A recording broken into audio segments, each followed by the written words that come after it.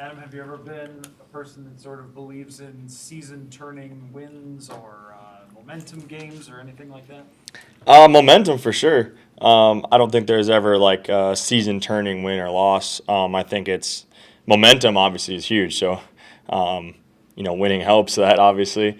But in this league, you got to focus so much week to week. And you can't worry about what happened last week. You can't worry about what your record is because every week's important. And if you're not focused, if you're not dialed in to what's happened in that week, then you're gonna lose probably, and or you won't have your best game. So just that week to week focus. Obviously, momentum is huge, and wins lead into that. Do you think there's more outside panic over an 0-1 start than like other losses on the schedule just because it's so magnified? No. I mean, it's one loss. It means no different than a loss week 16, week 17, week 8. It doesn't matter. If anything, it kind of kicks you in the butt and says you better get your butt going, and you better focus a little bit more. You better be a little bit more attentive to detail. You better be a little bit more prepared for that following week because it just shows you it doesn't matter who you're playing. You have to play well to win in this league.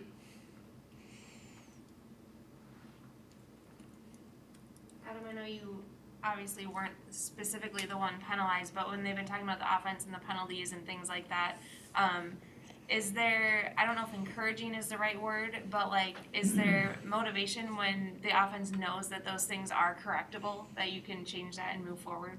Yeah, for sure. I think there's some of that. You always try to find positives, right? Like there's going to be negatives. You got to work on those. You always try to find positives and what happens in the game to build momentum on. Again, we talked about momentum, how important that is. So you always try to find those things, but at the end of the day, it's week to week in this league. There's going to be something new this week that doesn't go well or goes really well. And so you just have to really just go back to that preparation. How are you preparing? Maybe there was something individually that I wasn't doing last week, preparation-wise, that affected the way my performance. And I think everybody has to look themselves in the mirror and kind of reflect on what happened last week and say, okay, maybe I should switch this up a little bit. Maybe I wasn't feeling as good as I wanted to feel in the game, so maybe I got to do a little bit more recovery, things like that. I mean, those are just examples, obviously, but I think it just comes down to preparation because you never know what's gonna come at you in a game because every week's different. Adam, how often do you pick P2's brain, especially about how their DB's mindset is? I know it's the NFL and every week is tough, but especially for his insight there to that position group. Yeah, I pick his brain a lot from a lot of different perspectives. Obviously this week, him playing there. I think, through training camp, thinking, how does a corner think? Why are they doing this? Why are they doing that? I can see the way that he plays the game, that he sees it different than most guys see it. So he's just a great resource. His leadership skills, I'm always picking his brain about that. He's just a great resource for us to have on this team, and we saw it after this last game. Just the type of leader he is, the type of focus he brings. Some of the little things that I don't want to get into that he does preparation-wise, it kind of opened my eyes a little bit, to be honest.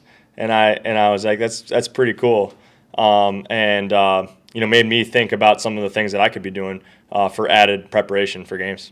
How does he lead? He just leads in so many different ways. Number one, leads by example. He's out there working. He's not a type of guy that shows up on Sundays and plays. He's out there working. Whether it be a Wednesday practice or a Saturday walkthrough. Again, I don't want to give out too much detail, but I see him working. It's like, and again, it opened my eyes a little bit. When you get in situations that are second and long, which are going to happen, I know this time is sort of excessive, but how do you balance sort of wanting to be aggressive versus wanting to not make a mistake there, knowing that the defense is going to be playing back? Yeah, I think that's a good question for Coach Coops. For me, I just run the play that's called. Someday if I'm ever an offensive coordinator, I'll let you know. But no, I think for me, it's just whatever that play is called. You have to understand how the defense is going to play that, how the corners are going to probably play off coverage, or they're going to probably be sitting because they know the ball's got to be out quick. The pass rush is going to be heavier because they know they can kind of just go after the quarterback. And then you just want positive yardage. I think the times we were able to do that, when we were in those situations, we were able to get some positive yardage. It just gives you confidence as an offense. It gives you more plays for that next third down because you have a little bit more manageable third down. So I think my mindset as a receiver is, hey, first of all, win, and then just positive yards. I did ask Clint that, by the way. Yeah, I figured that. Adam, on the fourth down touchdown, when they come with that zero blitz there, what's your mentality in terms of getting off the line and knowing that you have to present something to Kirk pretty quick for him to go to there?